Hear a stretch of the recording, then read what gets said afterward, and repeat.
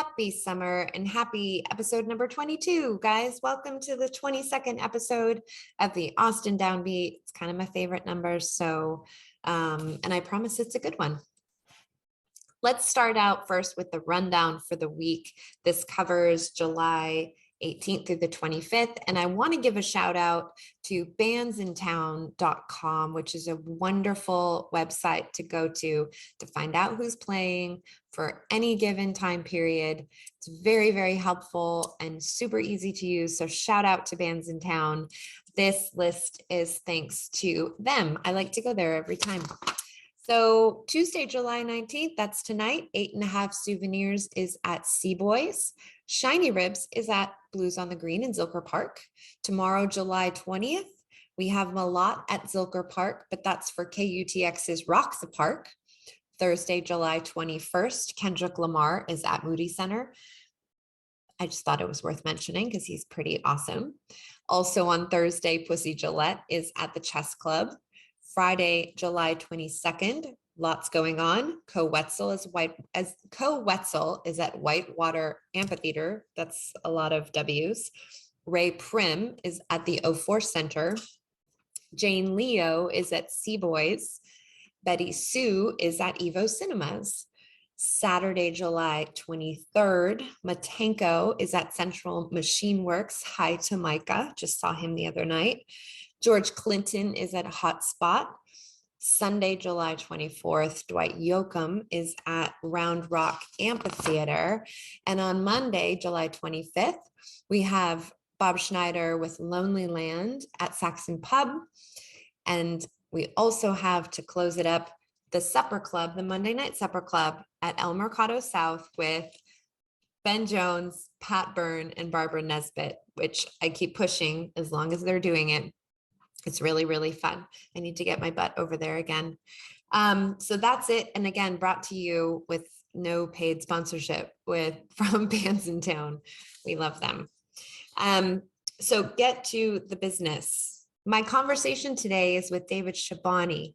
He is a rapper, musician, just absolute cool guy and really nice guy. I just love kind of taking that peek behind the curtain, especially in the rap genre. It's always really fascinating to me, and he does not disappoint. So cool stuff about David. Parents are from the Congo, born in Paris, raised in Canada, and then in Texas. And I think one of the things that makes him so interesting to me is he has such a wide perspective because of the many influences and perspectives and cultures in his life. And he really doesn't let those go to waste. He's been writing since very young, performing since very young. He has a real calm, humble confidence in that, which I find to be so admirable. He's very open and honest and vulnerable. And I really, really enjoyed talking to him and getting to kind of see the man that he is behind that persona of just being someone being on stage. So be sure that you check him out on Instagram at iDavidShabani. Please go to his website at ifeelgoodrightnow.com. You can buy merch. You can keep up to date with different shows that he has. And speaking of shows, his next show is July 30th at Soho House. That starts at 8 p.m. It's a wonderful venue to see a show there up on the roof. And in this heat, you get a nice little breeze, and it's quite nice. I was just there the other night. So please enjoy my conversation with David. And here we go, David Shabani. Welcome to the show, David Shabani. Thanks so much for coming on. How's it going? Thank you for having me. It's going well. Staying cool. You have some Austin shows coming up, so I'm going to assume you're in Austin. Is that correct? Yes, I am. I do have some Austin shows coming up, and I am living in Austin. Yeah, you're at home with your green plants. I was admiring your green plants before we started. Yes, I have a few plants indoors. I have a lot outside. I got like 30 or so plants. It's a lot, maybe more than that, honestly. Really? Yeah. Okay, you might need to give me a little tutorial off off camera on the show because Yeah. my children joke that our house is where plants come to die. Yeah, it's tough. It took me a few I don't know, I guess a few trials. You know, at first I was getting succulents Yeah. because I were easy, so I didn't know what to do with them.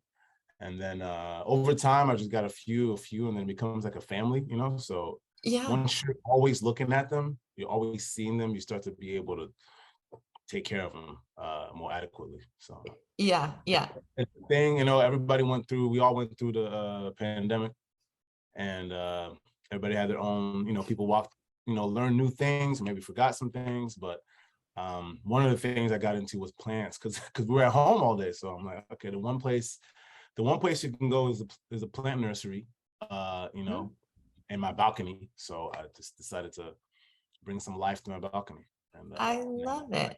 I love occupation. it. That's awesome. So I've been really enjoying kind of diving into what you do. And I'm about to put out another episode after we record this with a friend of mine. And we have a really intense conversation, not intense, but a really deep conversation about rap. So I was just rewatching that episode and kind of remembering us talking about that. And so here I am talking to you too. So it's kind of a perfect because rap is really on my brain this evening. And so I've been really enjoying diving into what you do. Talk a little bit about for people watching. I kind of want to back up and really give a nice intro of where you come from. I think the fact that you have such a traveled experience and you have kind of a worldly perspective. I want to talk a little bit more about that and how that influences your art and kind of what comes out of you. But give us a little bit of a background about your parents and where you come from and, you know, being born in Paris and then Canada and all that stuff. So we get a grasp.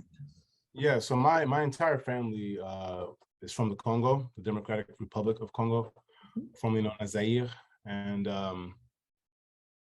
so, you know, when you're from a lot of developing nations, as they may say, people tend to move around. We tend to be transplants to other places naturally. And so my mother left Congo. She spent some time in Belgium, but ultimately stayed in France for quite some time. And that's where a lot of my cousins today live, or a lot of my aunties today, they live there too. And so I was born in France, but we were only there for a little bit. Then I moved to Canada. So I grew up in Montreal for some time, moved down to Texas. My mother got remarried, you know, and I guess the pipeline from Paris to Montreal was just another place where she could work and speak French. Yeah. Um, then she got married. So then we moved to Texas. Even in that time, I spent some time living in Toronto for a little bit because my mother was going back to Congo, going back to Europe, spent some time with her family up there. So we spent some time with my auntie living in Toronto for a little bit. So I've had this whole upbringing of being like part Texas, part Canada, you know, 100% Congolese. And then, of course, I still got some, you know, Parisian roots too. So I think being able to see the world from many different point of views, but still similar point of views, if that makes sense. So I mean, like, you know, if you're still a lower working class family in France or in Canada or in Texas, or you're an immigrant family and you're in England or you're in Belgium, but you're still coming from Congo, there's a lot of consistency that stays. So those things might be emphasized, but then you still look at the world from many different point of views, you know, many different perspectives. And so it starts to make you think, I don't know how to explain it, man, but it's almost like it paints a bigger picture, you know? Yeah. So if we're artists and we're storytellers and writers and, you know, we try to paint things, whether it be with lyrics or with, you know, with sonics or with instruments or, you know, if you have more influences going into it, you know, if I have an uncle that's, I don't know, if I have an uncle that's very American, for example, or if I have an uncle that's, you know, very Canadian now, or if I have an uncle that just got here from Congo, so he refers to things certain ways, or he envisions things in a different way, or he might react to things a certain way, and I might take something from that.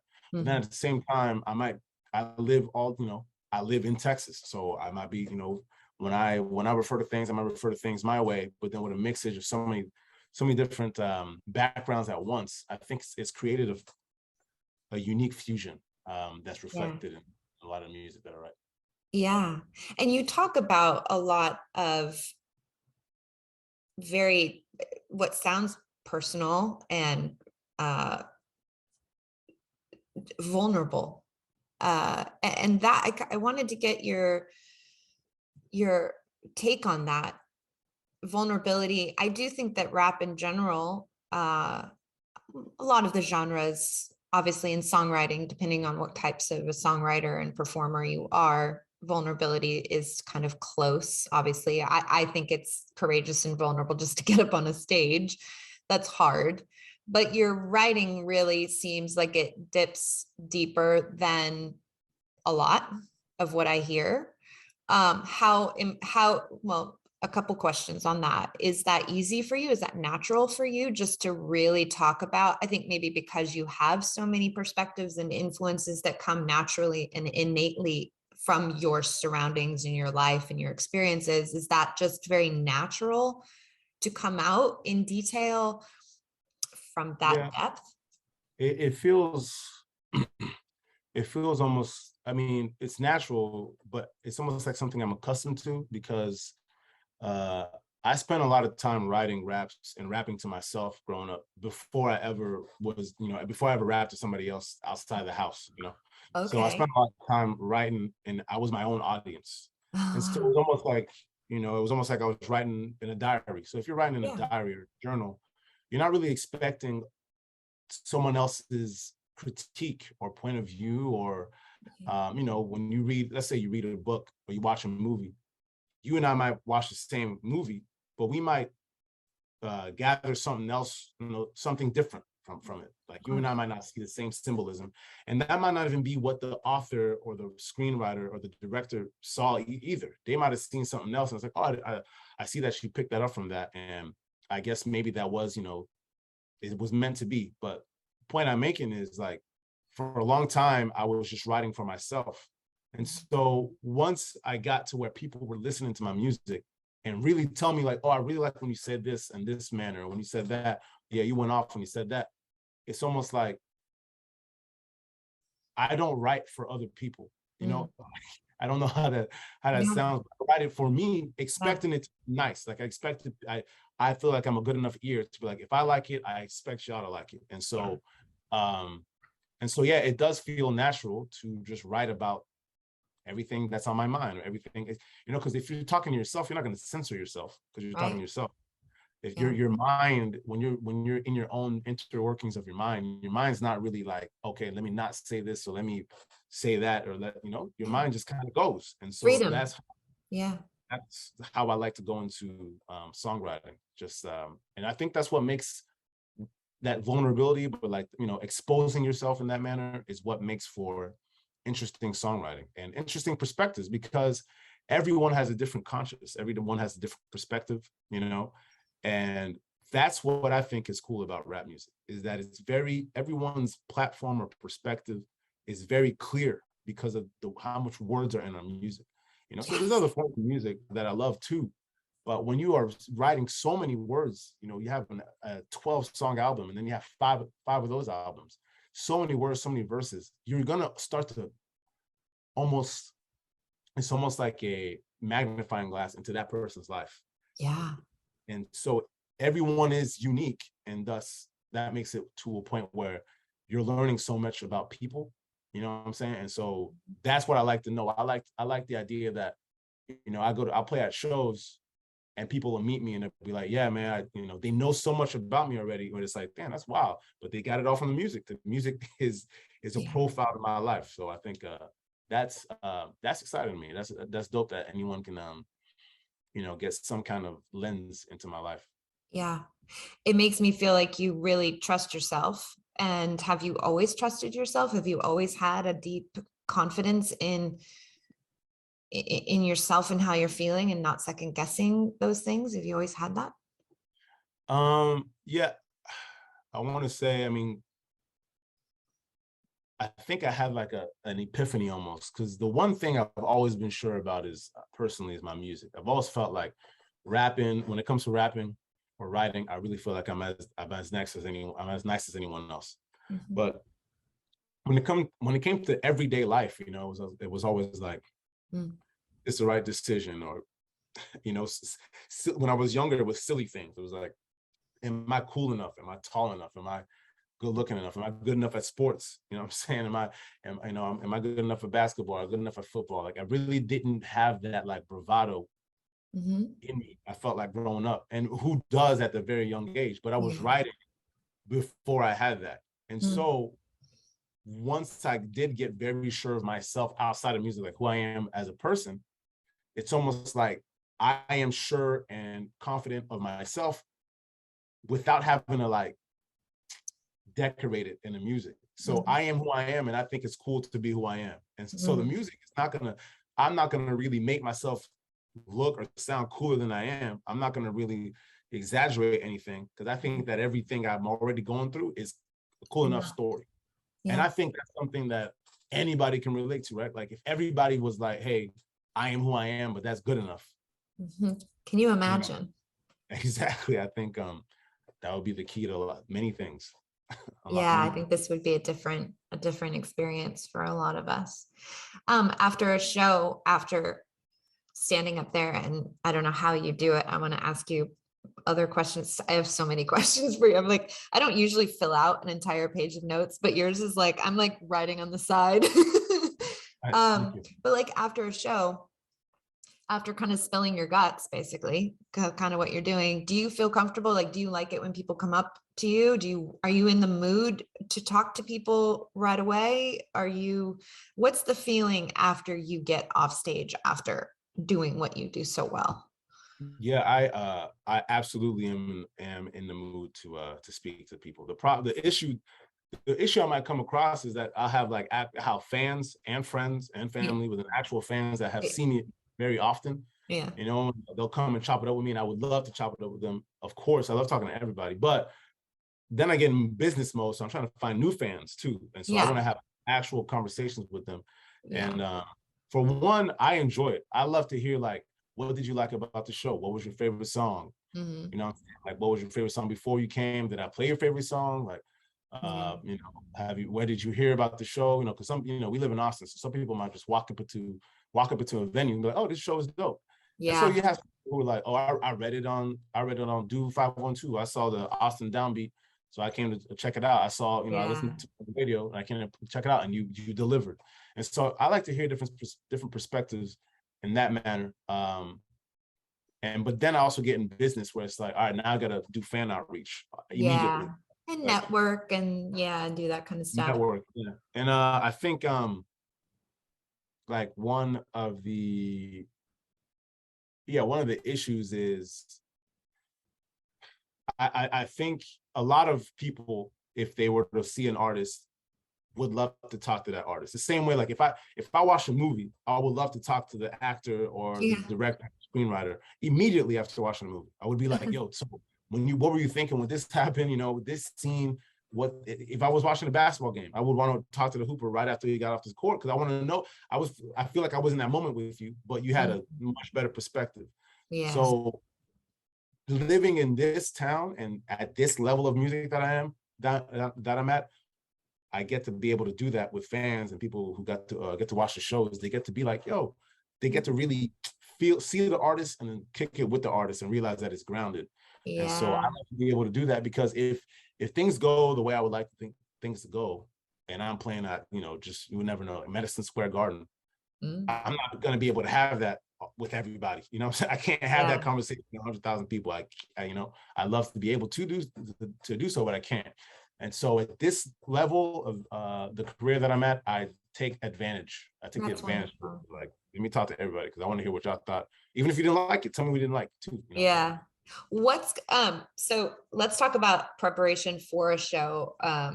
I think we have some mutual friends. So DZ Brown's been on the show, Jake Lloyd's been on the show, and I'm always curious because I can't remember. I think it was DZ that was like, yeah, he's practicing all the time of like, you know, running through without music, practicing the lyrics and all of that. But I just will always be in awe of how you remember everything.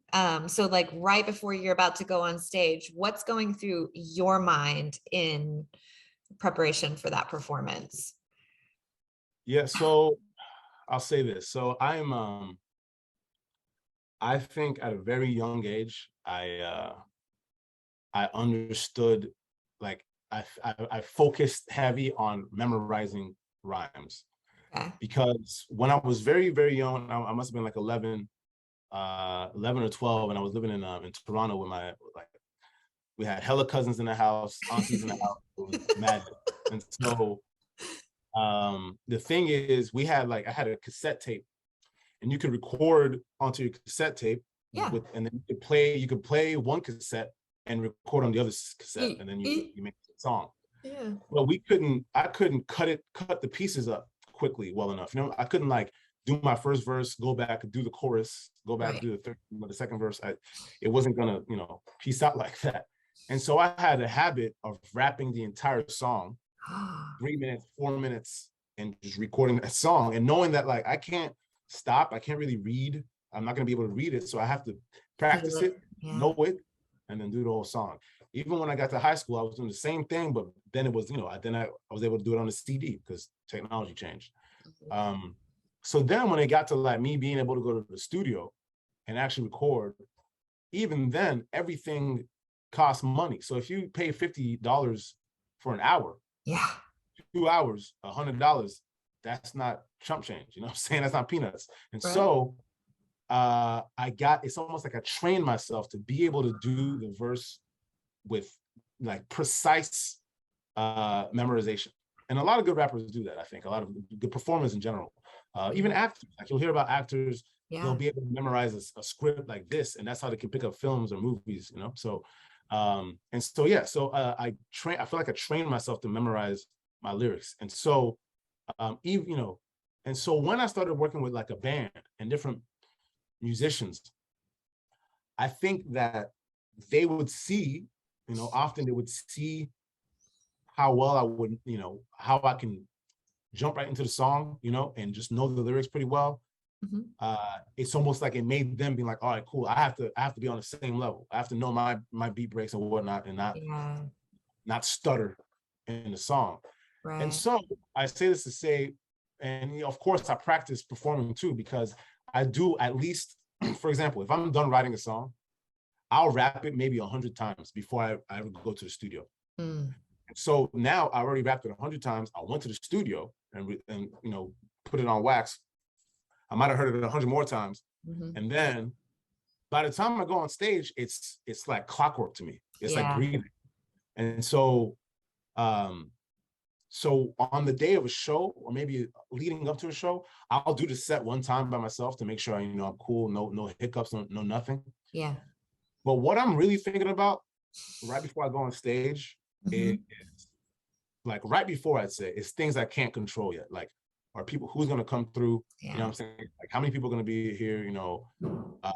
What to do after the show? What's the strategy after the show? The strategy before the show? Are we going to get the right media? Because once I get on the stage, like, if you don't know it 2 minutes before the stage, before the show, you're not going to know it. So I'm not really back there practicing my lyrics, because I'm like, I feel like I'm only going to do the songs that I know very well. And so I think if everybody's a skillful artist and everybody's got a strength and weaknesses, I think one of my biggest strengths is memorizing my lyrics. And so that's not really something I'm really like panicking or focusing on right before performing. What I'm really focusing on is like, are my vocal cords right? Do I have enough water? Am I gonna cough in the middle of the song? You know what I'm saying? What does the stage look like? Like, how am I gonna be able to exist on the stage, move around? You know what I'm saying? Like at this song, this cue, am I gonna put my phone up for the lights to come down? Am I gonna so when am I gonna introduce the band with the solo and all that? And so that's what I'm focusing on, because the rapping part, the performing part, it's almost like a marathon runner running. Yeah. It happens. It's just like exists. And so that's something I think I'm blessed to be able to do well. Yeah. Everything else is what I start to think about. Yeah. Do you get nervous, or did you used to get nervous maybe when you were younger? Um, Or you I just get don't get, excited? yeah, I might get excited. I might get like anxious in terms of like, let's go, let's start, you Yeah, know? start already. I don't usually get too nervous. It depends, you know, I don't usually get too nervous. I remember when I was really young, it was the first time I rapped to like two people. Mhm, So I used to rap to my brothers all the time. They were my first audience, mhm. and they were really like harsh. They were really harsh and rough on how like your flow's not right, that rhyme is lazy, that metaphor doesn't even make sense. Oh, Like wow. go back to the drawing board, try again, you know. And I would Wow. do that. I was like 10, 11, 12. By the time I was 13, I think I was at a like some kind of school after school program, and it was like a talent show. Mm. And so I did this song I have been practicing all summer. And when I did it, everyone was, you know, I don't know how to explain it, but everyone was amazed because we were kids, right? And it's not often you get Yeah. to see live hip hop like that. You know, we might see Yeah. somebody play the guitar or play the drums, but it's not often you see somebody rap well or even sing well like that. And so Yeah. I think that from that particular moment, of course I wanted to get better, but I was like, I feel like I'm nice. Like Yeah. I feel good. I feel like You I'm got good, it. you know? Yeah. And then I had another moment when I was a kid, like I said, because like I really didn't feel that good until my brothers told me, like, okay, I believe you. You're nice now. Because I had a moment once with my older brother, and we were at some get together, some cookout, Mhm. and I must have been like 16 or something like that. And we didn't really grow up with a lot of money like that. So I don't know where he got this, but he was like, he bet this kid, I bet you $20 you can't out rap my brother.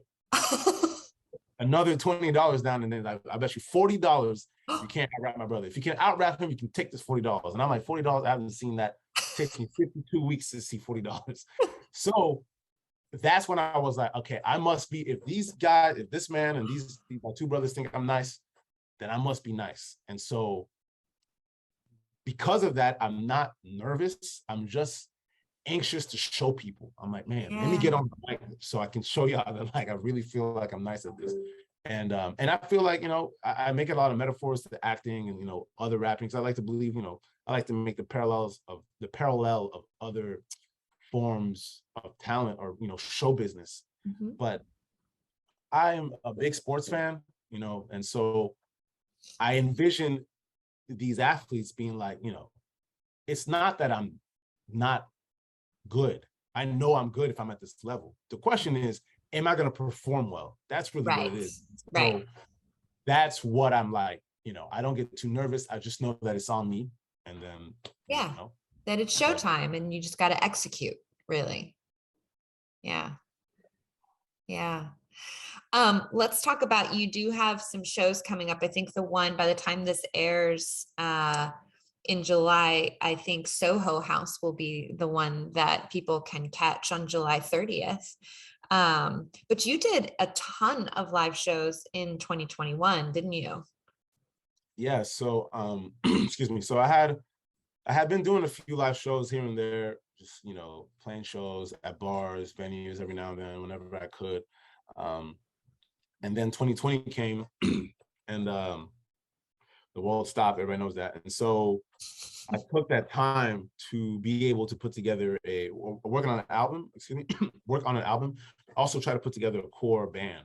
And once I was able to do that in Austin, you do have an advantage in hip hop music if you have a band because they don't really book that many solo rappers like that. Yeah. I mean, I wish they did, but they don't. And so once you have a band, it kind of helps you stay active.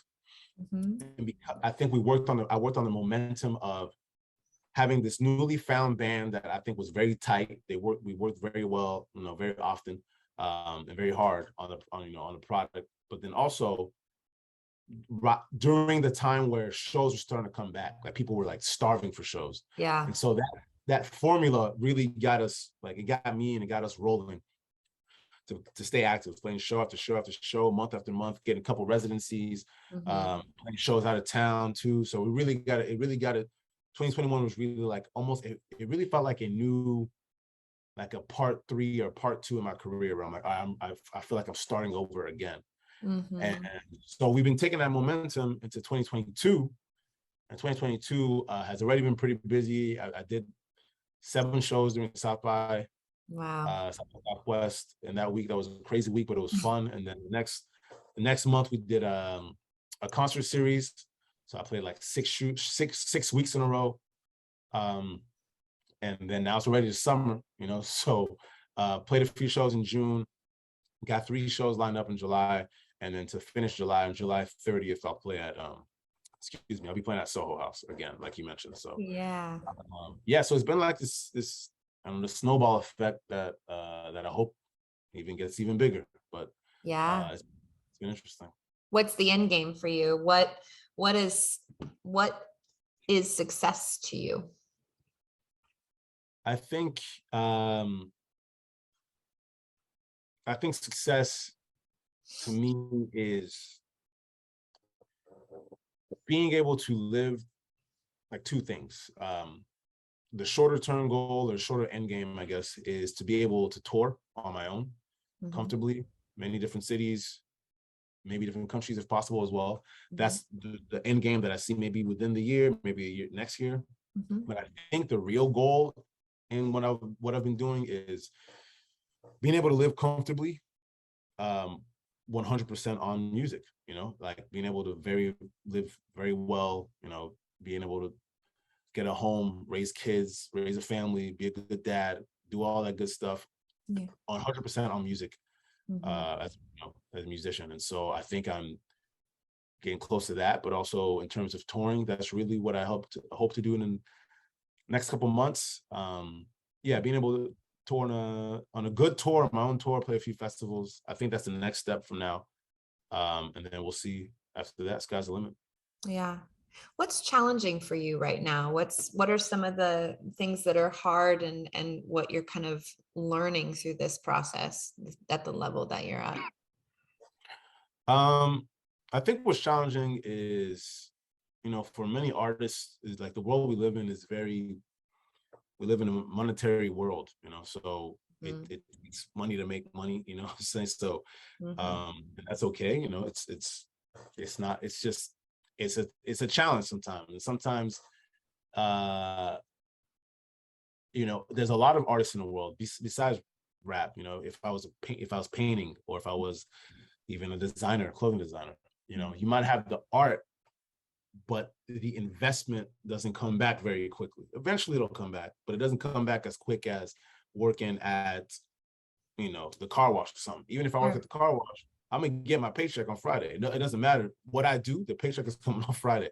And so Mhm. that's not always the case when you're doing art or whatnot. I think that's like what a lot of artists hope to land on, is finding something or a machine that believes in them or yourself, and then being able to invest in yourself, or having that invest in your career. And I think that's one of the main challenges. I think one of the number one challenges is yeah, we live in a world that revolves around money. That's the reality. And I mean, I'm not saying that on some like, you know, I hate money, or I hate, you know, capitalist pigs and all of that. I'm not trying to go like that. I'm just trying to say, like, you need No. money to folk Yeah. to progress, you know, you do. And so you might be the best rapper in the world, the best actor in the world, the best hooper in the world, the best podcaster in the world, but is it really, are you able to eat from that? And if not, it's going to be a challenge, you know. It's a That's why hobby. Yeah. If it's a right, hobby, yeah. It's not gonna, people coin the term starving artists, you know, it's like a term now, you know. And so yeah. but it's true, because you have these artists who just completely put all their eggs in that one basket, which I'm not saying it shouldn't, but it's going to become a challenge. Yeah, you have to also be business minded and business Right. savvy. And speaking of that, I think it would be good for you to explain to people watching, you got a sync deal this year, I hear. Right. Yeah. Maybe you can explain to people what that is for people that don't know, and you know, because I think it dovetails nicely into what we were just talking about. I think, you know, hopefully that's helping things with as much video clips and TikToks, and like there's so much video content now for people. We really are so visual. I would think that this would be great timing for this for you. Yeah, absolutely. So a sync deal, interestingly enough, because of like you said, piggybacks on what we were just talking about, a sync deal is often the first good or real money an artist can make, because, excuse me, what it is a company or an agency will essentially pay you to use the rights of your music. And then they might place your music on like TV shows, movies, video games, commercials, any kind of like thing like that. And they'll give you, you'll get money from that. And so from that point, it's not just where you might get money from that. You might also, or you might be able to walk into certain rooms, or be talked about in certain rooms that you weren't before. Mhm. And so that's what a sync deal is. It's just being able to place your music on other forms of, show business art. Yeah. And it's a double effect, because one, the artist gets compensated, but two, there's a new level of exposure now. And so you think about like me growing up, there's a lot of artists or a lot of forms of like, in my house, we really only listen to hip hop, reggae, R&B, soul, and then a lot of African music. And Mhm. so I didn't really listen to any like alternative or rock or, anything like that, pop, whatever, light rock, besides maybe Celine Dion, shout out to her. But so when I would play the video games, you would hear new songs, and then you would be like, I wouldn't have thought to even look for this artist. I just discovered this artist from this video game, or I might discover this artist from this TV show that I watched, or this movie that I just got done watching. And so it's another level of exposure. If the sync deal lands on a video game or anything like that, if I'm walking into a store and Forever 21 is playing my music, someone's like, yeah, who is this? And so it's Yeah. another level of exposure, but you also get compensated for it. So that is a huge step forward that I was able to that we were able to It's awesome. lock down this year. And so we'll see what's next after that. Yeah, it's reminding me of 20 years ago. I used to be in reality television, and I remember when we started putting like Coke cups on the desk of American Idol. It's that brand integration. And so this is just the sonic version of that. It's Yeah. just brand, it's really brand integration. Yeah, it's exactly what it is. And Yeah. so it's a good model, but Yeah, it's great. And if they're compensating you well, I hope they are. I know how sometimes, the shares are pretty stingy. So hopefully you got a good compensation package. yeah, it's like that for the first couple deals, but you Yeah. never know. Yeah. Speaking of that, what's the best way? I always like to kind of bring it home to talk about the best way for people to support you with dollars. Like I always say, like I love likes and I love followers, and that stuff is great. But money pays the bills. And it feeds back into what is very necessary for this whole machine to work and for you to be able to continue being who you are and doing what you need to be doing. So what is a good way for people watching to support you with their dollars? Other than a blank check, which I know Yeah. is always welcome. Yeah, that would be nice. No, so I have a website under the name of ifeelgoodrightnow.com Mhm. or ifgrn.com. That's the name of my label and merch. And so ifeelgoodrightnow.com, you can find all the music. So you can listen to the music, stream it all day. I do get paid for the streams. There's also merchandise that you can purchase on ifeelgoodrightnow.com. And also, if I'm ever playing a show, you can buy tickets off that website. But I would direct people directly to the website, ifeelgoodrightnow.com. It's easy to remember, you know what I'm saying? So, and I like it. And I will push that too, obviously. And, I'll push, you have a couple shows coming up before this airs, and I'll make sure to push that, and I'll push your website as well.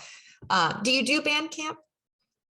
I am on Bandcamp. Yeah, because I always say this, but yeah, I mean, Bandcamp's pretty generous. I think it's one of the more generous platforms out there for artists. Yeah, my Bandcamp is set to where you can donate whatever. So, there's levels, right? Because some of them make you donate $1, $2, $3, which is all good. So mine's set up to, whatever you're feeling.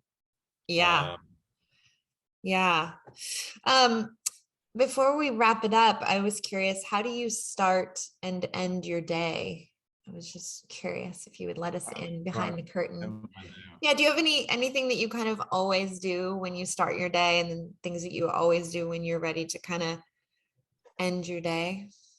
Yeah, so when I start my day, I put on the news. I'll like lay and I'll put on this a particular news channel that I listen to. Mhm. I put on that news, excuse me, and because that news I can just like listen to, and it's usually like a 10-minute recap. Yeah. I'll lay that down. Then once I'm up, maybe trying to brush my teeth, take a shower, I like to start my day like turning on all the lights, or well, opening all the windows and blinds, making sure it's Yeah. bright. It's good for your body to do that. It's good for your eyes to see that. Yes. Yeah. Yes, correct. I read something about that. So then I actually like to listen to the news in Spanish because I'm trying to learn, even though like I only catch maybe 10% of what's being said, but it's good to have a parallel. So I'll listen to the news in English, which I understand perfectly fine. Then I watch it again in Spanish, and I'm like learning new things, Bien, bien. yeah, and then the first two things I'll do is make a cup of tea, like black tea in the morning, Okay. and then I water my plants. Those are the first couple of things I do throughout in the morning. At the end of the day, I actually like to work out at the end of the day. So I'll get like a run. I'll work out like at night. Mm-hmm. Then I sit down and try to start writing. So I'll listen to a bunch of things. I do that like late at night. So then I'll start writing from like 11 midnight to like 2, 3. Ah, you're one of those. I love it. Okay. Those are Good. my capstones. The beginning of the day. Yeah. I like to get a feel for people, because there's people and a lot of creatives are. I love catching that, that second wind of just like late night creativity and getting things done. And if you can push through, I can't always push through. Sometimes I just get tired, but there's something really special about working when the kids are asleep, and you feel awake and creative and all the juices are flowing. I love that feeling. Yeah, I feel alone because I feel like everyone is asleep or Yeah. occupied. Do you And have so kids? no, I don't. I'm chilling. It's crazy. Like, not yet. My older brother has 3 kids, and every time I'm at his house, I'm like, I'm taking my time, man. It's the perfect birth control. Just go babysit and you'll be like, oh, I'm good. Yeah, but yeah, I would love to have kids once I achieve what I like Accomplish to a few achieve. things. Yeah. Yeah, it's the best. Well, for now, you have those gorgeous plants and you are inspiring me to be a better plant mother. And Yeah. I guess I just need to talk to them and water them more. I'm looking at them. This one right by me is looking a little dry. Yeah, I don't know what the key is. I think the key is to have a lot at once, so then you can't avoid them. This is true. It's a numbers game. Okay, cool. Gosh, I'm learning so much from you. Well, we have to wrap it up and say goodbye, but I would love to have you back on and check in and in a few months or 6 months and see where you're at. But in the meantime, I'll be watching and coming to a show and supporting you and watching you soar. Sounds good. Yeah, July 30th, Soho. Soho House. Yeah. David Shabani, IFeelGoodRightNow.com. Wonderful. Well, thanks for stopping by, David Shabani. It was such a pleasure to get to know you behind the scenes. Thank you. All right. Well, that does it for this episode of the Austin Downbeat. We will see you next time.